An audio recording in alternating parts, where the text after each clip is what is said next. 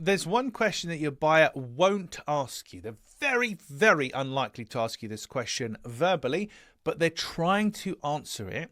And if you don't get it right, it will cost you the business.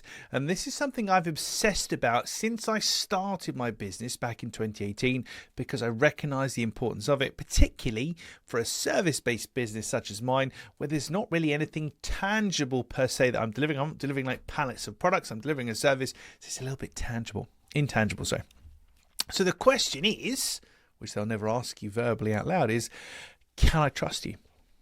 Can I trust you to deliver? You're very unlikely to be asked that directly, but people will look for that. And where do they look? Well, they'll look for number of reviews, a star rating, any awards you've won, any case studies, proof, examples. They'll look you up on social media to see what you're talking about and how you behave and blah, blah, blah. They'll do their research in the same way you would do your research on somebody else. If you are going to buy something from a business or a person, a consultant, or whatever, you'll do your research. You're trying to mitigate your risk. Can I trust you? So whilst you won't be directly asked this per se, or it may happen, but it's quite rare, you won't be asked it directly. People must answer that question in order to buy from you.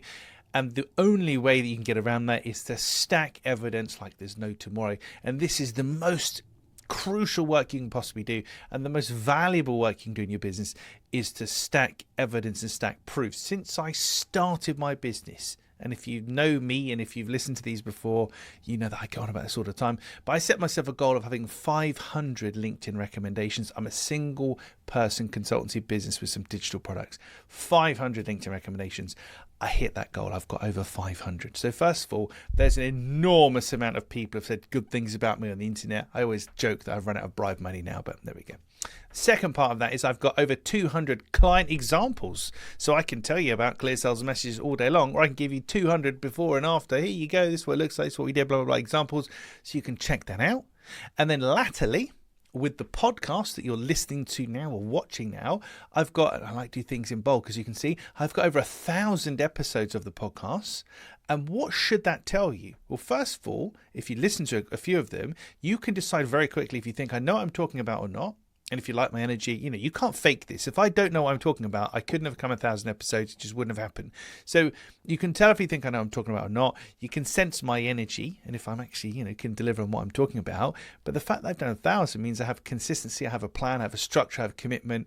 So all of a sudden, while somebody's not going to say to me, James, can we trust you? When they Google me and they look into me and they see lots of nice reviews, people saying nice things, lots of examples.